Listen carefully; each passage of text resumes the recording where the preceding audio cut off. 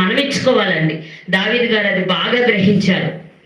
ఏమని గ్రహించారంటే, నా ప్రాణమా అద్దం ముందు నుంచుని, ఒరే దావీదా నువ్వేం చేస్తావంటే దేవుడు చేసిన ఉపకారములలో దేనిని నీవు మరవద్దు.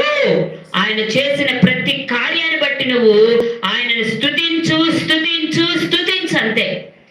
మరి ఈ సంవత్సరం మొదలు నుంచి ఈ సంవత్సరం చివరి వరకు నీకు నాకు ఏమని చేయలేదనంటే బాగా ఆలోచించి కూర్చో. అసలు ఎన్ని ఎన్ని ఎన్ని అద్భుతాలు చేశాడనండి దేవుడు మన పక్షాన్ని, ఎన్ని కార్యాలు చేశాడనండి. అందుకే మనంగా ఎవరో చెప్తే ఆయనని స్తుతించటం కాదు, ఎవరో స్తుతి కూడక పెట్టుకో అంటే స్తుతించటం కాదు, ఎవరో స్తుతించును ప్రభు దగ్గర మోకరించి ఆయనను స్తుతించు అంటే స్తుతించటం కాదు. పాస్టర్ గారి యొక్క ప్రోత్బలంతోనో స్తుతించండి స్తుతించండి అంటే హల్లెలూయా స్తోత్రం అంటే స్తోత్రం కాదు, కానీ హృదయ అంతరంగంలో నుంచి నిజమే ప్రభా, బండి మీద ఇన్నిసార్లు బయటికి వెళ్తుంటే ఇంటికి తిరిగి వస్తానంటే అది నీ కృపే కదయ్యా.